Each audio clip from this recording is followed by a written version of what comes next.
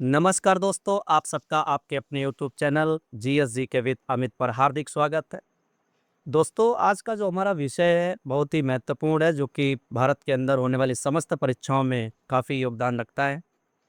आइए शुरू करते हैं बिना देरी किए। ठीक। क्वेश्चन नंबर 1, सर्वाधिक विद्युत चालकता वाला तत्व क्या है? तो आपका उत्तर होगा चांदी।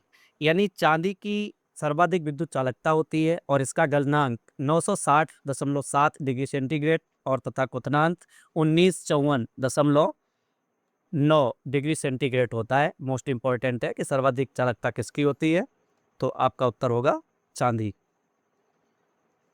क्वेश्चन नंबर 2 की अगर हम बात करें कि पंचायत राज विषय निम्न में से किस सूची का विषय है, तो आपका उत्तर होगा ऑप्शन बी, राज्य सूची। यानी पंचायत राज्य विषय राज्य सूची में सम्मिलित है। राज्य सूची में स्थानीय शासन अर्थात नगर निगम मोस्ट इंपॉर्टेंट है, सुधार न्यास, जिला बोर्ड, खनन और वस्ती प्राधिकरण तथा स्थानीय सुशासन एवं ग्राम प्रशासन के प्रयोजन आदि इसमें यानी शक्तियां सम्मिलित हैं। मोस्ट इंपॉर्टेंट है। और इसके अलावा क्वेश्चन नंबर 3 कह रहा है कि भारत का सर्वप्रथम राष्ट्रीय उद्यान कौन सा था? तो सबसे पहला राष्ट्रीय उद्यान था जिम कॉर्बेट। और अगर अब इसकी विशेषता की बात करें तो 1936 में एशिया के पहले राष्ट्रीय उद्यान यानी हैली पार्क राष्ट्रीय उद्यान यानी नैनी गढ़वाल उत्तराखंड में यानी इसको स्थापित किया गया था। और 1956 में इसका नाम जिम कॉर्बेट हुआ और इसके बाद वर्तमान में इसे रामगंगा नेशनल पार्क के नाम से जाना जाता है और ये उत्तराखंड में है। मोस्ट इम्पॉर्टेंट प्रश्न है। और इसके बीच से एक नदी बहती है रामगंगा, इसीलिए इसका नाम पड़ गया Ramganga national park. Question number 4 की अगर बात करें कि भारत में बैंकों का पहली बार राष्ट्रीयकरण कब हुआ, तो आपको बता दें यानी तीसरी पंचवर्षीय योजना के बाद यानी जब चौथी पंचवर्षीय योजना आई तो 1969 में 14 बैंकों का राष्ट्रीयकरण हुआ। और इसी के साथ अगर ये पूछे कि 6 बैंकों का राष्ट्रीयकरण कब हुआ, तो आपका उत्तर होगा 15 अप्रैल 1980 को। और अगर पूछे 14 बैंकों का कब हुआ, तो आपका उत्तर होगा 17 जुलाई 1969 को। अब क्वेश्चन नंबर 5 कह रहा है कि भागीरथी नदी कहाँ से निकलती है, तो आपका उत्तर होगा गोमुख। गोमुख और गंगा, ये भागीरथी और अलकनंदा ये दोनों नदियाँ आके देव प्रयाग में मिलती हैं और तब जाके बनती है गंगा। और गंगा की जो पर्यायवाची भी पूछ लेता है, सुरसरी, भागीरथी, देवनदी, पद्मा और जाह्नवी। और आपको बता दें कि गंगा भारत की बहुत ही महत्वपूर्ण नदी है, जो कि 2525 किलोमीटर यानी सबसे ज़्यादा अववाह तंत्र रखती है। और ये उत्तराखंड, उत्तर प्रदेश, बिहार, झारखंड, पश्चिम बंगाल से होती हुई बांग्लादेश और बंगाल की खाड़ी में गिर जाती है। बांग्लादेश में गंगा को पद्मा नदी के नाम से जाना जाता है। मोस्ट इंपॉर्टेंट है कि बांग्लादेश में इसको किस नाम से जानते हैं, तो पद्मा। नेक्स्ट, निम्नलिखित में से कौन काकोरी कांड से सम्मिलित नहीं है, तो आपका उत्तर होगा ऑप्शन बी यानी सूरसेन। क्योंकि सूरसेन बंगाल से थे और इनका जो यानी नाम है, जो मशहूर नाम है, वो है मास्टरदा। क्योंकि चटगांव विद्रोह में इन्होंने सफल नेतृत्व किया था। और इसी के साथ साथ 18 अप्रैल 1930 को सूरसेन के नेतृत्व में इंडियन रिपब्लिकन आर्मी की स्थापना हुई और चटगांव के शास्त्रागार में लूटकर इन्होंने अंग्रेजी शासन के खात्मे की घोषणा भी कर दी थी और इसीलिए इनको कहा गया है मास्टरदा। क्वेश्चन नंबर 7, वर्ष 1857 के विद्रोह के समय भारत का गवर्नर जनरल कौन था, तो आपका उत्तर होगा Lord Canning. Most important question है कि 1857 के विद्रोह के समय भारत का गवर्नर कौन था, तो आपका उत्तर होगा लॉर्ड कैनिंग। अगर हम लॉर्ड कैनिंग की बात करें तो 1857 के विद्रोह के समय ये गवर्नर जनरल थे, लेकिन इसी समय एक अधिनियम आया था, भारत शासन अधिनियम 1858, जिसके तहत गवर्नर जनरल के पद को समाप्त कर दिया गया और वायसराय का पद शुरू किया गया। तो इस प्रकार से अंतिम गवर्नर जनरल लॉर्ड कैनिंग और पहला वायसराय भी लॉर्ड कैनिंग बने, क्योंकि इन्हीं के ऊपर पद खत्म हुआ और इन्हीं से शुरुआत हुआ। और इसके अलावा लॉर्ड कैनिंग भारतीय उच्च न्यायालय एक्ट 1861 के तहत यानी बम्बई, कलकत्ता और मद्रास में एक एक उच्च न्यायालय की स्थापना भी की गई। मोस्ट इंपॉर्टेंट है। क्वेश्चन नंबर 8, सांची का स्तूप किसने बनवाया, तो आपका उत्तर होगा अशोक। सम्राट अशोक यानी चक्रवर्ती राजा थे तो मध्य प्रदेश के रायसेन जिला में। इंपॉर्टेंट है कि मध्य प्रदेश के किस जिले में, तो रायसेन जिले में सांची का स्तूप है और इसमें सबसे बड़ा महास्तूप के नाम से इसको जाना जाता है। और ये 3री शताब्दी में ईसा पूर्व सम्राट अशोक द्वारा बनवाया गया। शुंग शासकों ने इसका विस्तार किया। ये भी पूछ सकता है कि बताइएगा किन शासकों ने इसका विस्तार किया, तो शुंग शासकों ने। इसके अलावा आंध्र प्रदेश शासन सातवाहन काल में चारों ओर की रेलिंग यानी जंगले और तोरण द्वार बनवाए गए। इंपॉर्टेंट है कि आपसे कह सकता है कि बताइएगा आप जो रायसेन में अशोक का स्तूप है तो उसमें रेलिंग और जंगले और तोरण का निर्माण किसने करवाया, तो आंध्र के सातवाहन। एक ये भी पूछ सकता है कि सातवाहन किस राज्य से संबंधित हैं, तो आंध्र प्रदेश से। काफी इंपॉर्टेंट है। नेक्स्ट कह रहा है कि स्वतंत्र, क्वेश्चन नंबर 9, स्वतंत्र भारत के प्रथम गवर्नर जनरल कौन थे, तो आपका उत्तर होगा यानी लॉर्ड माउंटबेटन। अगर आपसे ये कह रहा है कि स्वतंत्र भारत का पहला गवर्नर जनरल कौन है, तो लॉर्ड माउंटबेटन। अगर ये कहे कि प्रथम भारतीय कौन है, तो आपका उत्तर होगा चक्रवर्ती राजगोपालाचारी, जो कि 1948 से 1950 तक रहे और इनको राजा जी के नाम से जाना जाता है और इन्हीं के नाम पर राजा जी नेशनल पार्क उत्तराखंड में बना हुआ है। मोस्ट इंपॉर्टेंट है प्रश्न। क्वेश्चन नंबर 10, अगर आपसे कह रहा है कि असहयोग आंदोलन कब स्थगित किया गया, तो आपको बता दें कि ऑप्शन सी होगा 1922, क्योंकि 1922 में चौरी चौरा की एक घटना हुई थी जिसमें 22 पुलिसकर्मियों को यानी आक्रोशित भीड़ ने जलाकर यानी मार दिया था। तो गांधी जी काफ़ी दुखी हुए और उन्होंने असहयोग आंदोलन वापस लेने की घोषणा कर दी। महात्मा गांधी ने 1 अगस्त 1922 को असहयोग आंदोलन की शुरुआत की। इस आंदोलन के दौरान उन्होंने कैसर हिंद की उपाधि लौटा दी, क्योंकि 13 अप्रैल 1919 को जलियांवाला बाग हत्याकांड हुआ था, जिसके जिम्मेदार था यानी जनरल ओडायर।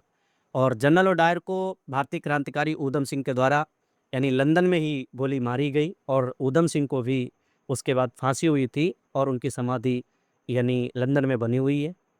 आपको बता दें कि यानी फरवरी 1922 में चौरी चौरा की घटना हुई थी और इसीलिए गांधी जी ने यानी इस आंदोलन को वापस ले लिया था। ठीक है, और इसमें गांधी जी की काफ़ी आलोचना भी की गई थी। नेक्स्ट, भारत में हरित क्रांति जब आरंभ हुई तो इनमें से कौन संबंधित नहीं था, ये पूछ रहा है। तो आपको बता दें ऑप्शन डी, रफ़ी अहमद किदवई का संबंध भारतीय हरित क्रांति से कोई लेना देना नहीं है, जबकि एम.एस. स्वामीनाथन हरित क्रांति के जनक हैं। सी सुब्रमण्यम वित्त मंत्री थे और इंदिरा गांधी प्रधानमंत्री थे। इन सभी का योगदान है। नेक्स्ट, क्वेश्चन नंबर 12, एड्रागोगी क्या है, तो आपका उत्तर होगा प्रौढ़ शिक्षा का दूसरा नाम है। काफ़ी इंपॉर्टेंट है कि एड्रागोगी क्या है, तो प्रौढ़ शिक्षा का दूसरा नाम, option A. Next, question number 13, भारतीय गन्ना अनुसंधान संस्थान कहाँ स्थित है, तो गन्ना अनुसंधान संस्थान आपका अगर पूछे तो ऑप्शन डी, लखनऊ। आपको बता दें कि भारत में सबसे पहले चीनी मिल जो है बेतिया बिहार में लगी थी और उत्तर प्रदेश में जो पहली चीनी मिल लगी थी 1903 में, वो लगी थी देवरिया प्रतापपुर। देवरिया डिस्ट्रिक्ट के अंतर्गत प्रतापपुर पड़ता है, वहीं पर लगी थी। और उत्तर प्रदेश में चीनी का अनुसंधान संस्थान यानी सरकरा अनुसंधान संस्थान। लेकिन अगर पूछे गन्ना अनुसंधान संस्थान कहाँ है, तो आपका उत्तर होगा लखनऊ। और गन्ना प्रजनन केंद्र की बात करें तो कोयम्बटूर तमिलनाडु। काफ़ी इंपॉर्टेंट है। और भारत विश्व में ब्राज़ील के बाद चीनी उत्पादन में दूसरा स्थान रखता है, जबकि खपत में पहला स्थान। काफ़ी इंपॉर्टेंट है। वर्तमान में भारतीय गन्ना अनुसंधान संस्थान लखनऊ में है, जबकि कानपुर में राष्ट्रीय शर्करा अनुसंधान संस्थान है। काफ़ी इंपॉर्टेंट रहेगा। नेक्स्ट, क्वेश्चन नंबर 14, भारतीय पशु चिकित्सा अनुसंधान संस्थान कहाँ है, तो आपका उत्तर होगा ऑप्शन डी यानी बरेली। बरेली में स्थान पड़ता है इज्जत नगर। काफ़ी इंपॉर्टेंट है। तो पशु चिकित्सा अनुसंधान संस्थान उत्तर प्रदेश के बरेली इज्जत नगर शहर में स्थित है। इसकी स्थापना 1983 में की गई थी। क्वेश्चन नंबर 15 की बात करें, central food technological research institute कहाँ स्थित है, तो आपका उत्तर होगा ऑप्शन सी, मैसूर, कर्नाटक में। काफ़ी महत्वपूर्ण है, ये कई बार पूछा गया है। क्वेश्चन नंबर 16, पानीपत की पहली लड़ाई में बाबर ने किसको हराया था, तो आपको बता दें ऑप्शन बी यानी इब्राहिम लोदी को। और आपको बता दें कि 1526 में पानीपत की पहली लड़ाई हुई, जिसमें बाबर द्वारा इब्राहिम लोदी को हराया गया, पराजित किया गया और उसी युद्ध में मार दिया गया। सबसे बड़ी बात यह है कि बाबर ने इब्राहिम लोदी का वध किया और उसका वहाँ पर मकबरा भी बनाया, जो कि ईंटों से बनाया था, उसी पानीपत के मैदान में। काफ़ी इंपॉर्टेंट है। और दूसरी बात बता दें कि इब्राहिम लोदी की हार का मुख्य कारण जो रहा, वो एकता का अभाव और अकुशल सेनापतित्व और अफगान सरदारों की उसकी नाराजगी, यानी अफगान सरदार किसी भी प्रकार से इब्राहिम लोदी से खुश नहीं थे और उन्होंने साथ नहीं दिया। क्वेश्चन नंबर 17, बक्सर के युद्ध के समय दिल्ली का शासक कौन था? तो आपका उत्तर होगा शाह आलम द्वितीय। काफ़ी इंपॉर्टेंट है। दूसरी बात आपको बता दें कि बक्सर का युद्ध 23 अक्टूबर 1764 को शुरू हुआ। इसमें एक तरफ बंगाल का मीर कासिम, अवध का शुजाउद्दौला और मुगल सम्राट शाह आलम द्वितीय थे, जबकि दूसरी तरफ हेक्टर मुन्नो के नेतृत्व में अंग्रेजी सेना थी और अंग्रेजी सेना ने यह युद्ध जीत लिया था और 1765 में इलाहाबाद की संधि हुई। ये भी पूछा जाता है कि इलाहाबाद की संधि कब हुई? तो आपका उत्तर होगा 1765। क्वेश्चन नंबर 18, गीता रहस्य नामक ग्रंथ किसके द्वारा लिखा गया? तो आपका उत्तर होगा बाल गंगाधर तिलक, यानी ऑप्शन वी। काफी इंपॉर्टेंट है। क्वेश्चन नंबर 19, हवा में आर्द्रता को मापने के लिए कौन सा उपकरण प्रयोग में लाया जाता है? तो आपका उत्तर होगा हाइग्रोमीटर। हाइग्रोमीटर से यानी सापेक्षिक आर्द्रता नापी जाती है वायुमंडल की। और इसकी अगर हम व्याख्या की बात करें तो हाइग्रोमीटर का उपयोग वायुमंडल की आर्द्रता, नमी को मापने में, जबकि हाइड्रोमीटर द्रव का आपेक्षिक घनत्व, यानी कौन सा द्रव कितना घनत्व रखता है, जैसे शहद का घनत्व ज़्यादा होता है बजाय जल के, तो हाइड्रोमीटर का उपयोग करेंगे। स्पेक्ट्रोमीटर में प्रकाश के स्पेक्ट्रम गुण का मापन किया जाता है और ओडोमीटर से पहिए वाली गाड़ी द्वारा तय की गई दूरी को मापा जाता है। काफ़ी इंपॉर्टेंट है ओडोमीटर। तो आपका उत्तर होगा पहिए वाली गाड़ी द्वारा तय की गई दूरी को। अगर नेक्स्ट बात करें कि यूडियोमीटर के सामने ध्वनि की तीव्रता मापी जाती है और यूडियोमीटर का उपयोग गैस के मिश्रण के आयतन में होने वाले परिवर्तन को मापने में किया जाता है। ध्वनि की तीव्रता मापने के लिए आर्डियोमीटर का प्रयोग करते हैं। काफ़ी इंपॉर्टेंट है। नेक्स्ट क्वेश्चन नंबर 20, भारत में योजना का आरंभ वास्तव में द्वितीय पंचवर्षीय योजना से हुआ। भारतीय यानी द्वितीय पंचवर्षीय योजना में भारतीय योजना के वास्तुकार कौन थे? तो आपका उत्तर होगा डॉक्टर यानी पीसी महलनोबिस। और पहले के अगर पूछे तो थे Herald Domar. Next question number 21, प्रत्यावर्ती धारा एसी को डीसी में परिवर्तित करने वाली युक्ति को क्या कहते हैं? तो आपका उत्तर होगा एसी को जो अल्टरनेट करंट को डायरेक्ट करंट बदलता है, रेक्टिफायर। काफ़ी इंपॉर्टेंट है। नेक्स्ट अगर हम बात करें दिष्ट धारा, तो यदि किसी परिपथ में विद्युत धारा हमेशा एक ही दिशा में बहती है तो उसको बोलते हैं दिष्ट धारा। और जैसे उदाहरण के लिए हम देख सकते हैं कि बैटरी से मिलने वाली धारा ये कैसी है? ये दिष्ट धारा है, डायरेक्ट करंट है। और प्रत्यावर्ती धारा जो अल्टरनेटिव करंट होता है, यदि धारा की दिशा समय के साथ लगातार बदलती रहती है तो उसे प्रत्यावर्ती धारा कहते हैं। जैसे हमारे घरों में आने वाली बिजली एसी, वो अल्टरनेट करंट होता है। रेक्टिफायर, अभी मैंने आपको बताया कि एसी को डीसी में यानी अल्टरनेट करंट को डायरेक्ट करंट में बदलने के लिए, तो रेक्टिफायर जिसकी हिंदी होती है दिष्टकारी। काफ़ी इंपॉर्टेंट है। इन्वर्टर जो होता है ये डायरेक्ट करंट को एसी में बदलता है, यानी रेक्टिफायर का उल्टा। इन्वर्टर डीसी को एसी में, जबकि एसी को डीसी में रेक्टिफायर। ट्रांसफार्मर यह केवल एसी वोल्टेज को कम या ज़्यादा करने के काम आता है, ना कि ये धारा बदलता है। काफ़ी इंपॉर्टेंट है। अब क्वेश्चन नंबर 22 कह रहा है कि उत्पाद शुल्क क्या है? तो उत्पाद शुल्क एक अप्रत्यक्ष कर है जो कि एक वस्तुओं पर लगता है। ठीक है, जैसे मान लीजिए ने टूथपेस्ट खरीदा तो उस पर क्या है? अप्रत्यक्ष कर लगता है। 23 नंबर पे बात करें भीमबेटका किसके लिए प्रसिद्ध है? तो ये ऑप्शन ए होगा। गुफाओं में जो शैल चित्र बने हैं यानी चट्टानों को काटकर जो चित्र बनाए गए हैं उसके लिए भीमबेटका, और जो कि मध्य प्रदेश में है। काफ़ी इंपॉर्टेंट है। क्वेश्चन नंबर 24, 1942 क्यों महत्वपूर्ण है? तो आपका उत्तर होगा ऑप्शन सी, भारत छोड़ो आंदोलन। अगर हम भारत छोड़ो आंदोलन की बात करें तो 8 अगस्त 1942 को भारत छोड़ो आंदोलन की शुरुआत हुई, लेकिन जो वास्तविक शुरुआत है वो 9 अगस्त को हुई थी, इसीलिए इसको अगस्त क्रांति भी कहा गया है। और भारतीय सत्ता आंदोलन की ये अंतिम और महान लड़ाई थी जिसमें ब्रिटिश शासन की नींव को हिलाकर रख दिया। अगर इसके प्रस्ताव की बात करें तो वर्धा में कांग्रेस कार्य समिति द्वारा अंग्रेज भारत छोड़ो का प्रस्ताव पारित हुआ और जो ऐतिहासिक बैठक हुई थी वो 9 अगस्त 1942 को हुई थी।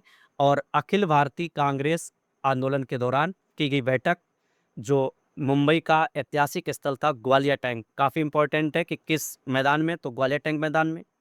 इसी में हजरत मोहानी द्वारा लिखा गया नारा करो या मरो का उद्घोष किसने किया? तो आपका उत्तर होगा गांधी जी। तो करो मरो का नारा इसमें दिया था गांधी जी ने। नेक्स्ट, निम्नलिखित में से कौन सी मिट्टी कपास की खेती के लिए उपयुक्त है? तो कपास के लिए काली मिट्टी होती है और काली मिट्टी को रेगुर मिट्टी, कपासी मिट्टी और यानी स्वतः जुताई की मिट्टी भी कहा जाता है। काफ़ी इंपॉर्टेंट है। और जल वायु की अगर हम बात करें तो कपास एक उपोष्ण और उष्णकटिबंधीय पौधा है। और तापमान की अगर बात करें तो इसकी खेती के लिए 21 डिग्री सेंटीग्रेड से 25 डिग्री सेंटीग्रेड का तापमान सबसे अनुकूल रहता है। और वर्षा की बात करें तो 50 से 100 सेंटीमीटर की वर्षा इसके लिए पर्याप्त है। तापमान 21 से 25 और वर्षा 50 से 100 सेंटीमीटर, काफ़ी महत्वपूर्ण है।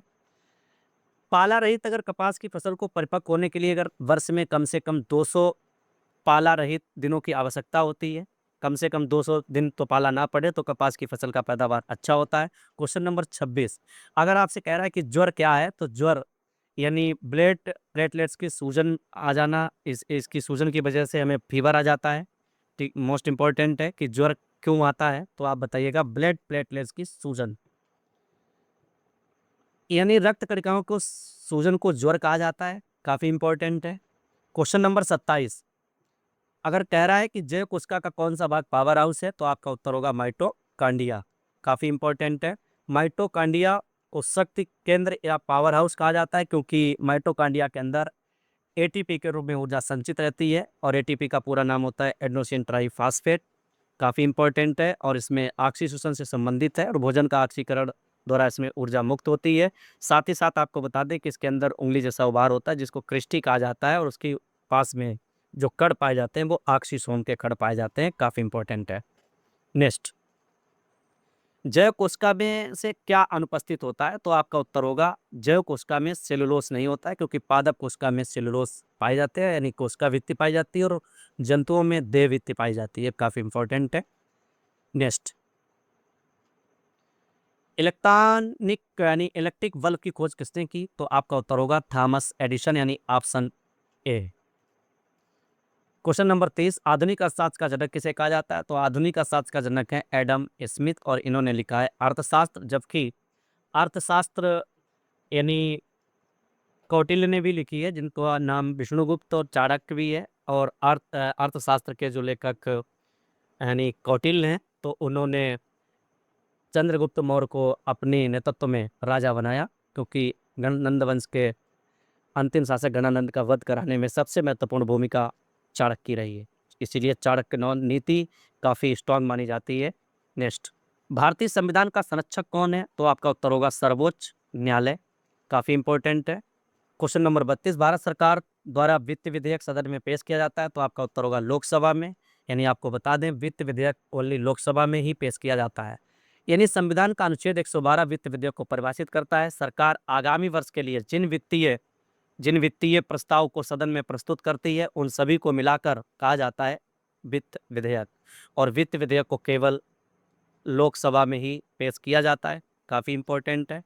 वित्त विधेयक के संबंध में राज्यसभा और लोकसभा को वही शक्तियां प्राप्त हैं जो धन विधेयक और विनियोग विधेयक के संबंध में प्राप्त होती हैं।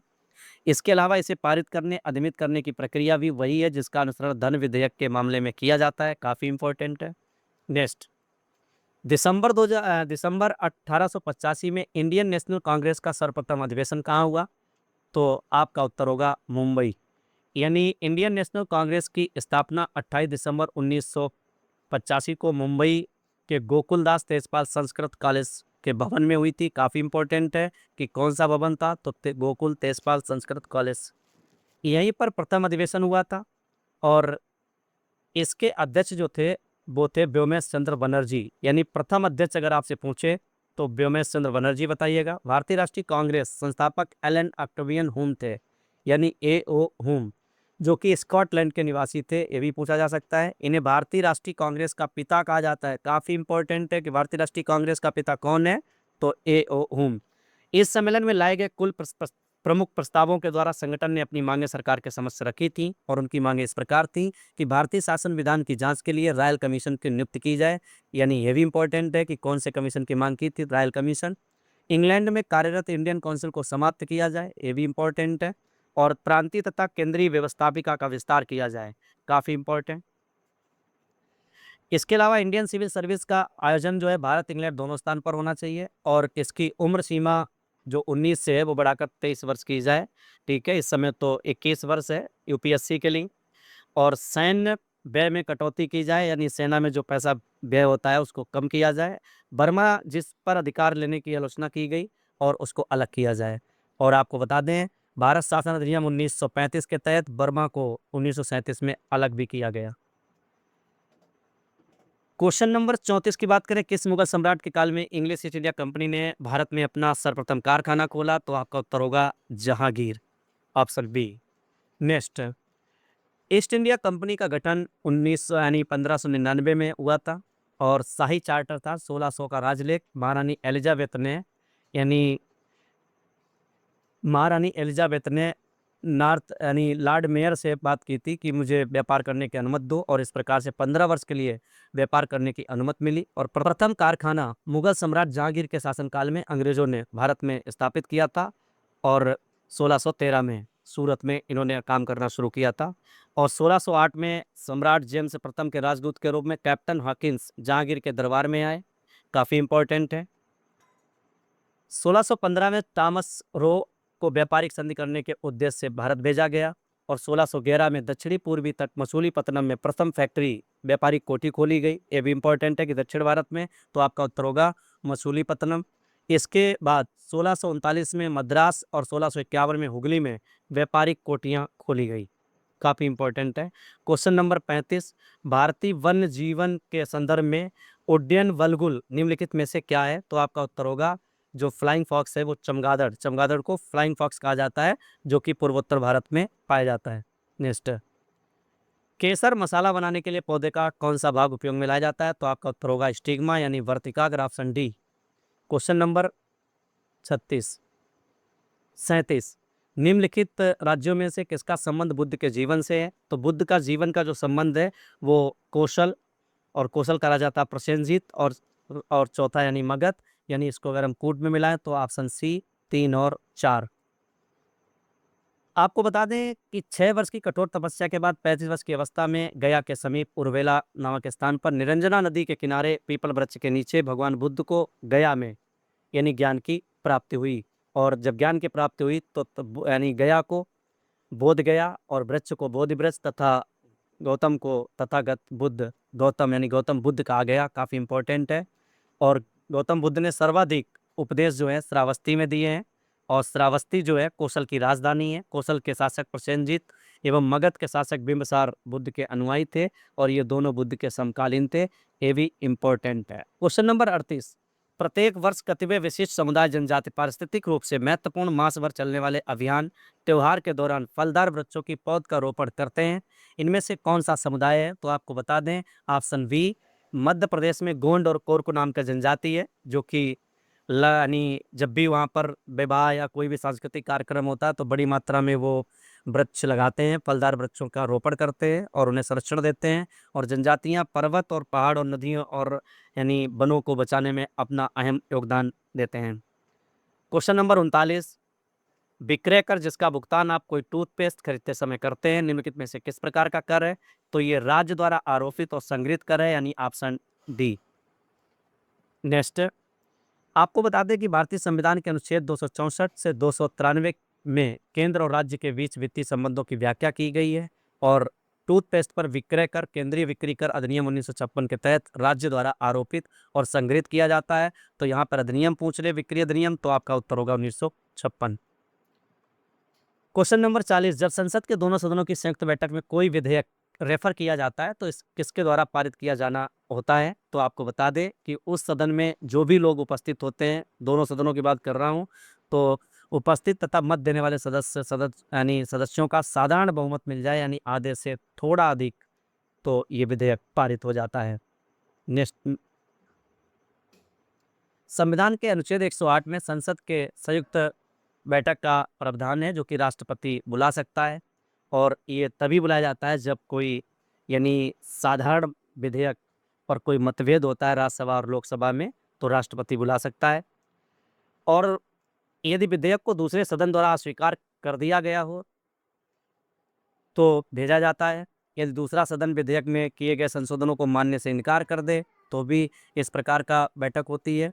और दूसरे सदन द्वारा बिना विधेयक को पास किए 6 माह से अधिक समय नहीं होता है। उपरोक्त परिस्थितियों में राष्ट्रपति द्वारा संयुक्त बैठक की यानी बात की गई है अनुच्छेद 108 में। बैठक में केवल साधारण विधेयक एवं वित्त विधेयक के मामले ही आयोजित किए जा सकते हैं, काफ़ी इंपॉर्टेंट है।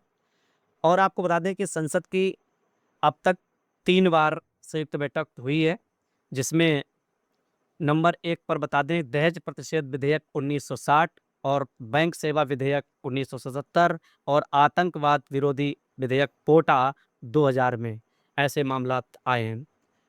क्वेश्चन नंबर 41, निम्नलिखित में से कौन सा नेशनल पार्क इसलिए अनूठा है कि वो प्लावन फ्लोटिंग यानी वनस्पति युक्त अनूप स्वैप होने के कारण समृद्ध जैव विविधता को बढ़ावा देता है? तो आपको बात बता दें, आपका ऑप्शन बी यानी कैबुल लामजाओ नेशनल पार्क, जो कि मणिपुर में है, लोकटक झील में है, और ये जो तैरता हुआ बायोमास है उसको कहा जाता है फूमडी, उसको कहा जाता है फूमड, काफ़ी इंपॉर्टेंट है फूमडी। और मित्रों, कैबुल लामजाओ नेशनल पार्क मणिपुर के बिष्णुपुर जिले में है, लोकटक झील का अविभाज्य भाग है और प्लवन अवस्थित से अनूप स्वैप होने के कारण समृद्ध जैव विविधता को बढ़ावा देता है। और इस झील का आकर्षण है विलुप्त हो रहे एल्ड हिरण यानी नाचने वाला हिरण और बारहसिंगा इस राष्ट्रीय उद्यान में यानी संरक्षित हैं, पाले जा रहे हैं। और इसके अलावा आपको बता दें कि भितरकनिका नेशनल पार्क उड़ीसा में है, वहाँ पर बड़ी मात्रा में ओलिव रिले कछुओं की प्रजाति पाई जाती है। और अभी ऑपरेशन ओलिविया भी चलाया गया था इन्हीं कछुओं को लेकर उड़ीसा के तट पर। तो आज का जो ये हमारा बहुत ही महत्वपूर्ण विषय है, आपको कंटेंट अगर पसंद आता है तो हमें यानी सहयोग करें और कमेंट करें, शेयर करें, लाइक करें। धन्यवाद।